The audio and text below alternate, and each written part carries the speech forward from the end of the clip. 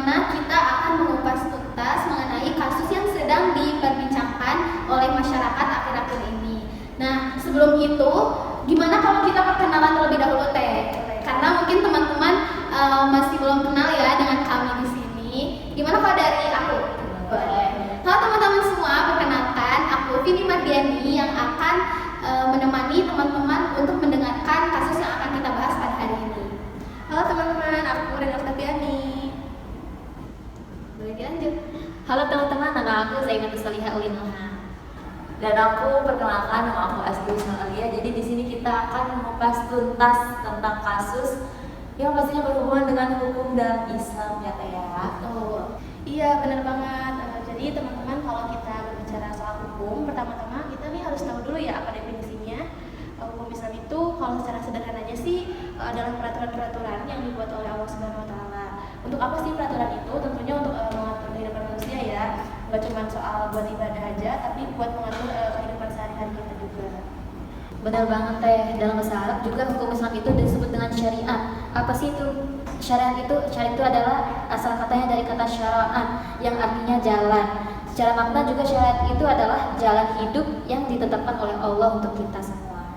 Benar, dan kalau kita ngomongin tentang sumber dan hukumnya nih, kita sebagai umat Islam juga mempunyai dua sumber utama gitu. Mungkin di sini teman-teman yang beragama Islam sudah tahu gitu sumber utamanya, yaitu ada Al-Quran dan juga hadis. Nah, yang dimana Al-Quran itu adalah wahyu yang diturunkan oleh Allah Subhanahu Wa Taala kepada Nabi Muhammad Sallallahu Alaihi Wasallam.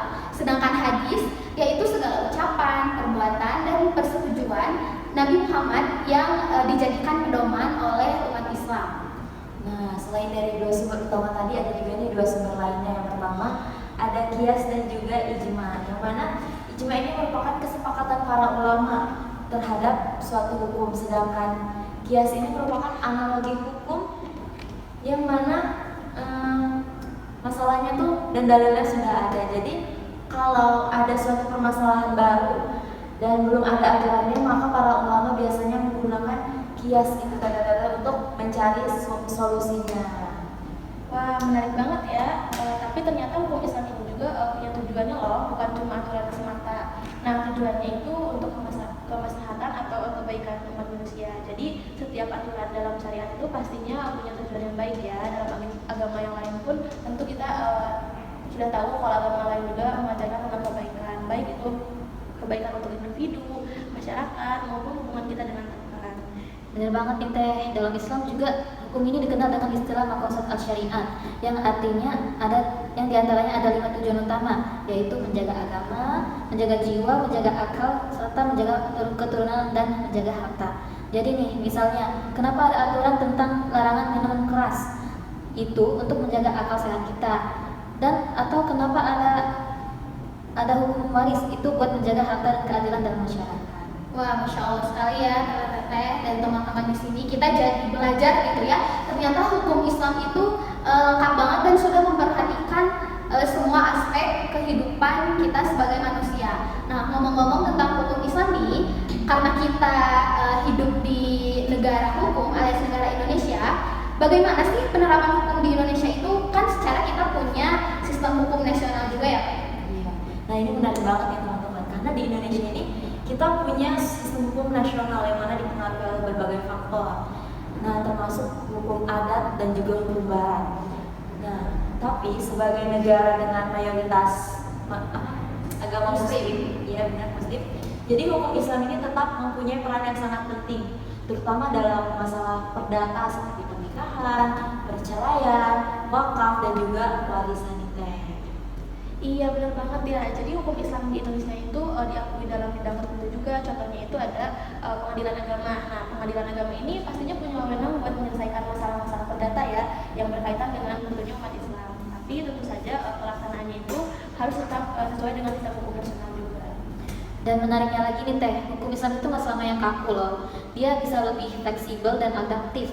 Makanya kita itu dikenal dengan konsep ijtihad, yaitu usaha para ulama buat menggali hukum dari sumber-sumber utama. Jadi kalau ada masalah baru nih, bisa dicari solusinya dengan ijtihad. Wah, aku jadi makin paham nih. Jadi syariat itu bukan hanya sekedar aturan gitu ya, tapi syariat juga sebagai jalan hidup yang penuh hikmah, dan mungkin penerapannya juga bisa disesuaikan dengan perkembangan zaman, dan tentunya kan kita hidup di zaman yang sudah berkembang gitu ya Teh, asal mungkin harus tetap berpegang pada prinsip-prinsip utama yang tadi sudah dibahas di segmen awal. Setuju banget, semoga obrolan kita hari ini tuh nantinya bisa menjadi wawasan juga ya buat teman-teman semua. Jangan lupa kita sebagai masyarakat Indonesia itu harus tetap mematuhi dan memahami hukum Islam. Kita juga harus belajar dari para ulama yang ahli di bidangnya, biar nantinya itu kita jadi nggak salah paham ya. Betul sekali.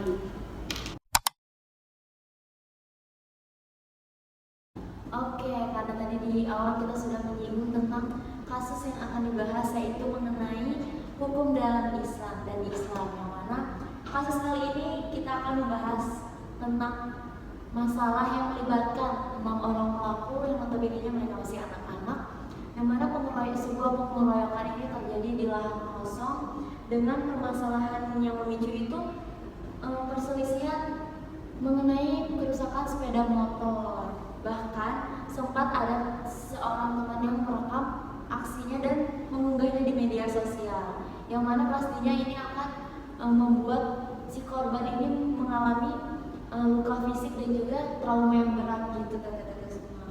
Betul. Nah, dari segi hukum positif Indonesia, katanya nih Teh, para pelaku ini termasuk dalam kategori ABH atau anak yang berhadapan dengan hukum.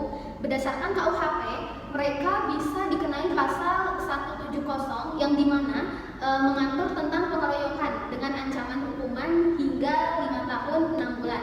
Tetapi karena itu pelakunya masih anak-anak ya, jadi pendekatannya juga harus mempertimbangkan aspek keadilan restoratif. Nah, restoratif justice ini menarik nih Teh. Pendekatan ini bukan cuma hukum, tapi juga berusaha untuk memulihkan hubungan antara pelaku, korban, dan masyarakat. Konsepnya adalah keadilan yang memulihkan, bukan sekedar membalas nih Teh. Anak-anak ini didorong untuk menyadari kesalahan dengan meminta maaf dan memperbaiki hubungannya. Di Indonesia juga pendekatan ini tuh udah mulai diterapkan ya, terutama dalam sistem peradilan anak. Tapi tetap saja pelaksanaannya itu butuh butuh dukungan dari semua pihak ya, termasuk dari aparat hukum, sekolah, keluarga, dan maupun masyarakat. Jangan sampai nih hal seperti ini tuh malah memunculkan stigma atau diskriminasi baru bagi nanti anak-anak kedepannya. Jadi kalau misalkan nggak ditangani dari sekarang, nantinya bakal terus terulang ya kejadian pengeroyokan kayak gitu. Dalam Islam itu, kekerasan sudah jelas-jelas dilarang gitu ya Teh. Dan tentunya Al-Quran dan hadis juga sudah mengajarkan prinsip kasih sayang, keadilan, musyawarah, dan saling memaafkan. Contohnya sudah terkandung dalam Quran surat Al-Hujurat ayat 10, yang dimana disebutkan bahwa semua orang beriman itu bersaudara. Jadi jika ada perselisihan, maka kita harus menyelesaikannya itu dengan secara damai. Betul banget Teh, karena Rasulullah SAW juga sudah mengajarkan kita nih tentang karakter profektif, yang mana karakter profektif ini berisi tentang nilai-nilai yang sangat relevan untuk menyelesaikan suatu konflik, seperti sidik, yaitu mengajarkan tentang kejujuran dalam mengakui sebuah kesalahan. Kemudian ada amanah yang mengajarkan tentang supaya kita bisa bertanggung jawab, tabligh untuk menyebarkan suatu kebaikan, dan juga fatonah yang mana kita supaya kita dapat mencari sebuah solusi yang bijak tentunya untuk menyelesaikan sebuah permasalahan gitu Teh. Nah, sekarang kita masuk ke segmen tentang penyebab dan dampak kekerasan remaja ini ya Teh. Nah, kalau misalkan kita lihat lebih dalam nih ya, penyebab kekerasan di kalangan remaja itu sangat kompleks ya. Bisa jadi salah satunya itu karena kurangnya pendidikan karakter di sekolah ataupun di lingkungan keluarga. Terus bisa jadi juga karena lemahnya pengawasan dari orang tua, anak-anak terlalu ditelantarkan atau anak-anak terlalu dibebaskan, jadinya bisa memunculkan sifat-sifat kekerasan seperti ini ya, yang nantinya bisa berujung pada pengeroyokan atau pembunuhan. Bisa juga dari pengaruh media sosial, karena zaman sekarang sudah berkembang ya soal sosial media. Nah, tentunya remaja-remaja ini juga bisa menonton video yang tidak senonoh ya, terus bisa dicontoh oleh mereka. Jadi penyebabnya bisa jadi dari pengaruh media juga. Nah, ditambah lagi budaya perundungan tuh makin kesini di Indonesia itu udah jadi hal yang biasa ya. Malah anak-anak itu kalau misalkan melakukan perundungan itu kayak terlihatnya tuh bisa disebut keren gitu ya. Iya. Benar banget nih Teh, akibatnya juga bukan cuma korban nih yang terluka, tapi juga pelakunya juga jadi rusak nih masa depannya. Lingkungan sekolah jadi nggak aman, kepercayaan antara guru dan murid jadi menurun, dan masyarakat pun jadi resah nih Teh. Karena itu pencegahan kekerasan itu harus jadi prioritas utama. Nah, karena kita tadi sudah membahas tentang dampak nih dari permasalahan yang terjadi ini, maka selanjutnya kita akan masuki sebuah solusi gitu sih. Mana sih solusi yang pastinya solusinya ini menyangkut pada nilai hukum dan juga Islam. Jadi untuk solusinya yang paling dekat ini kita bisa menegakkan suatu hukum yang adil pastinya. Yang mana hukum yang adil ini pastinya juga harus manusiawi gitu. Karena kebanyakan masyarakat di Indonesia ini mereka sering melakukan main hakim sendiri gitu, yang mana pasti banyak memojokkan si pelaku. Nah, tapi kita juga sebenarnya harus memberi kesempatan nih kepada si pelaku maupun korban untuk mereka tuh supaya bisa belajar dan memperbaiki diri. Karena pendidikan karakter yang berlandaskan tentang nilai-nilai Islam ini tuh harus ditanamkan sejak dini, baik di lingkungan rumah, lingkungan keluarga, lingkungan sekolah maupun lingkungan masyarakat. Betul. Tapi selain itu nih Teh, pengawasan terhadap media sosial juga itu sangat penting. Karena mungkin teman-teman di sini juga sudah tahu ya bagaimana jahatnya sosial media itu seperti apa. Maka orang tua dan guru juga harus aktif gitu ya, memantau apa yang anak-anak konsumsi di internet. Jangan sampai mereka itu terpapar oleh konten kekerasan yang bisa mempengaruhi perilaku mereka. Nah, dan jangan lupa juga kita nih ya sebagai masyarakat juga punya peran penting banget loh. Masyarakat itu di lingkungan kalangan remaja itu harus menjadi suportif atau mendukung anak-anak agar sifatnya lebih ke arah positif ya. Jadi hal-hal negatif itu kita peringati, terus kita terus-terusan beritahu, terus melakukan pendekatan juga kepada anaknya, bukan menambah stigma nantinya. Jadi kayak stigma negatif itu terus-terusan berkembang jangan sampai kayak gitu. Nah, bisa juga kita sebagai masyarakat itu mengadakan program-program penyuluhan atau kampanye anti kekerasan, ataupun kita bisa membuat forum diskusi dengan remaja ini agar nantinya saling berbagi itu ya, diskusi agar nggak terus-terusan anak-anak itu fokusnya ke hal-hal negatif seperti itu.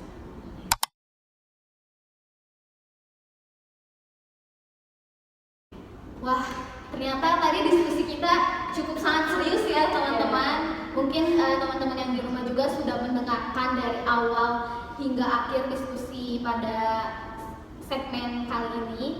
Nah, jadi kita bisa belajar bahwa kekerasan itu bukan solusi, baik dari segi hukum maupun Islam. Kita juga diajarkan untuk menyelesaikan masalah ini dengan cara yang adil, damai, dan penuh kasih sayang. Benar banget nih Teh, mari kita ciptakan lingkungan yang aman dan nyaman buat semua. Jangan biarkan kekerasan ini menjadi budaya. Dan ingat, hukum bukan hanya soal aturan, tapi juga soal membentuk masyarakat yang lebih baik. Betul. Terima kasih kepada teman-teman yang sudah mendengarkan episode diskusi hangat pada kali ini. Sampai jumpa di episode berikutnya. Assalamualaikum warahmatullahi wabarakatuh.